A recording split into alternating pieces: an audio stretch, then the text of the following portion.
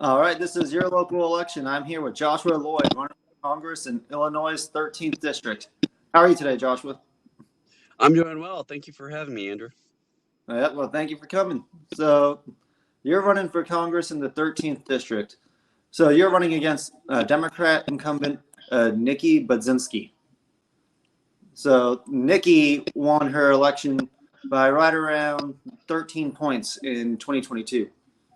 So, why do you believe you are the Republican to overcome that 13-point gap in this year's election? Well, you look at the district, it encompasses several universities: SIU Edwardsville, University of Illinois Springfield, University of Illinois Urbana-Champaign, Blackburn College, and these various universities. So it's very academic heavy. Outside of that, it is a St. Louis metro area. So there are several disadvantages I'm running against right now. With that said, Nikki is not doing what she promised to any constituents, whether it's on the VA committee, whether it's to the unions, to the farmers. She is not helping anyone, and people are starting to see that. People are upset, and you look at her. She worked with the former Speaker of the House, the governor, the president, senators, as their campaign managers, as their staffer. So she has the background to understand what she should be doing, but she's not doing it. And you look at her even deeper, Illinois had to make a law because of her. What I mean by this is her corruption and her way of avoiding some of the laws, some of the loopholes.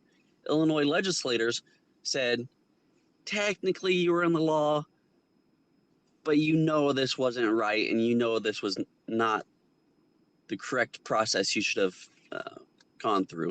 So she took $500,000 from the governor of Illinois, but since she was not a lobbyist, she didn't have to claim herself as a lobbyist, but she was acting in the interest of a lobbyist. So Illinois eventually had to make a law, a corruption law, because of her. So that just shows you kind of her character and where she's coming from and how she's self-interested and not helping the constituents of Illinois. Oh, that is very interesting. Yeah. I know Nikki Budzinski is not a congresswoman that gets a whole lot of media attention. There's too many politicians for everyone to get attention. Yes, and she's playing it safe right now. It's her first year in office. She doesn't want to alienate any of her Republican constituents. So she's playing it safe, but at the same time, she's not helping anyone.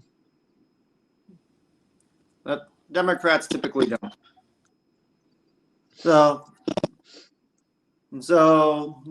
that's Nikki Budzinski. So looking at your website for you running against her, you mentioned 3 pillars. Can you tell me a little about that? Sure. So I'm running on 3 pillars. They are the teacher, the preacher, and service. Together, they represent the mind, heart, and strength of our country. 3 things that I think we have either lost or are moving away from that we need to get back to. The teacher represents education, the mind of our nation. This is the young, beautiful educator teaching a classroom full of students who have their entire futures in front of them. She is giving them the resources they need to succeed. The preacher represents the heart of the community. These are the community volunteers, the ones helping people out of the goodness and kindness of their souls without any expectation of anything in return. So this is the wise, gray-haired old man standing on a corner helping feed the homeless, mending the ill, helping those who need it in our community the most. And then service. This represents strength. This is law and order. This is our police and military. These are organizations where political agendas have slowly crept their way into the overall mission. The police and military should not have any political bias in their job. They are being handicapped by this political mess that we are in right now. So this is the tall black man in army green fatigues, standing tall, saluting a flag, and showing what true patriotism is all about. These are the Americans who care about the freedom that we enjoy every single day. They are the ones that ensure we have law and order and that we are a civilized society. And together, the teacher, the preacher, and service are the foundational pillars by which we can recreate and build our nation back better. Oh, to use Biden's phrase right there. He said, build back better. I have not seen anything being built. I do not see anything better. Nothing came back. So let's move on to the issues. So what would you consider to be your top priorities should you win the election and enter office? Absolutely. Two big things that I keep harping on are the vocations and farmers. I'm a very large advocate for career technical student education. I used to be part of this organization called Skills USA, and they represented over 103 careers and industry, career and industry sectors. So this is everything from diesel mechanics to carpentry to cosmetology.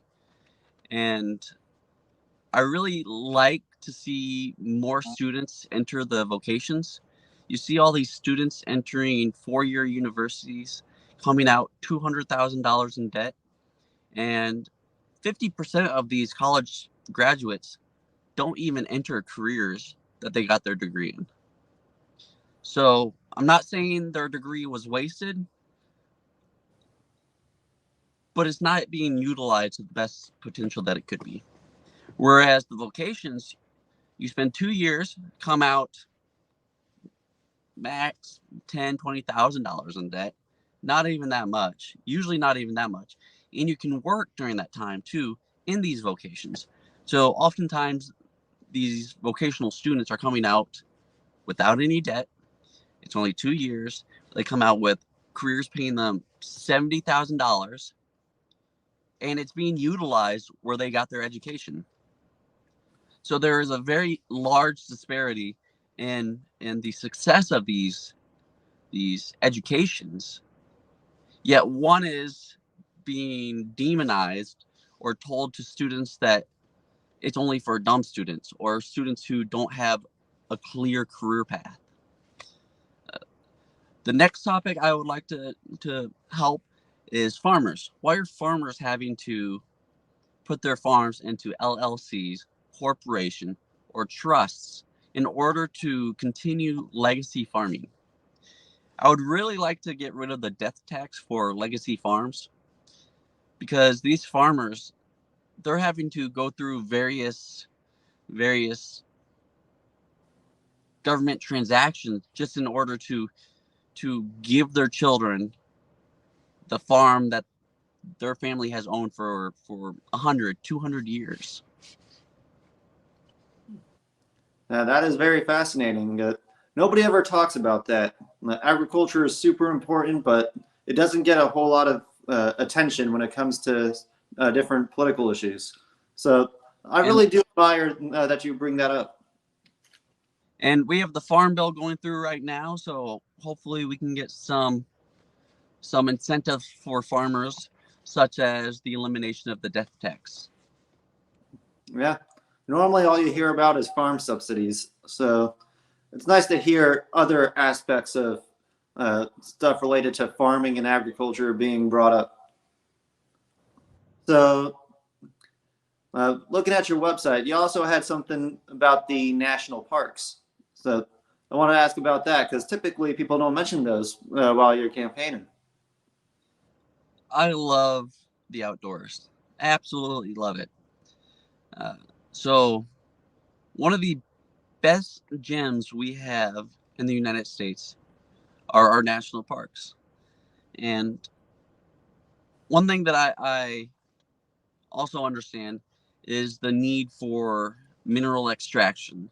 So getting coal, oil, natural gas, and that's completely okay. At the same time, we need to ensure that when these operations are finished, that we are responsibly cleaning up the hazards left behind. And this should not be the taxpayers' expense. This should be the company that came in, extracted the minerals, and destroyed the ground. So we have to ensure that they are putting aside money in order for this natural disaster cleanup. Because if you go to the beach, such as Assateague, and you see oil all over the beach, you're not going to go there. But it's such a beautiful beach. There are wild horses that roam the beach. There are natural dunes, that nice sand. Or you go to the natural parks in Washington State. It's okay to get the minerals, but we have to clean up the environment responsibly. People always talk about climate change. Okay, I want to change the narrative a little bit. Let's not talk about climate change, but let's talk about climate pollution. This is our water, our air, our rivers, you know, the natural substances by which we either build our homes or live our lives. Yeah. So it's very refreshing to hear that. So typically Democrats dominate the conversation on the environment. So it's very refreshing to see when a Republican starts bringing it up. So just one final question. Is there anything that you think people should know about you and your candidacy?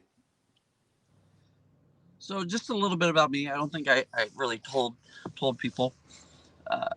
So I come from a military background. I enlisted for a few years, and then I went to West Point. West Point is where I got my degree in business management. Outside of the military, I worked with the vocations. I worked with industry leaders, C-suite executives. I worked with the blue-collar workers. And so I'm able to see both ends of the spectrum. I can see the workers' needs and I can see the executives' needs. I can see where they merge and where they are differentiated. I'm also a big community volunteer. I love to see people get involved in community service. And it doesn't have to be something with big name recognition. It doesn't have to cause 100,000 people to be fed in one day. It can be as simple as helping build a small playground set for CASA, or donating some equipment to a local news organization, or helping these different variety of organizations that do care for the community and do help the people that live there. So I have three Presidential Volunteer Service Awards, and what these are they're just recognitions for the time you spent volunteering your time in service. My highest level I received is the gold standard. So I would like to see more organizations recognize their volunteers, get them involved, mark down how much time they volunteered or where they spent their time, and showing that they are patriotic members of their communities. Outside of that, I just like to meet people. So if anyone would like to call me, talk to me, and just have a conversation. Reach out to me. You can reach me on Facebook at Loyd for Congress, or you can text me at 618-417-7336. That is my phone number. So just reach out. I'd love to have a conversation. All right. Well, that just about wraps everything up. Thank you for your time, Joshua, and I hope to see you win this election. Absolutely. Thank you, Andrew.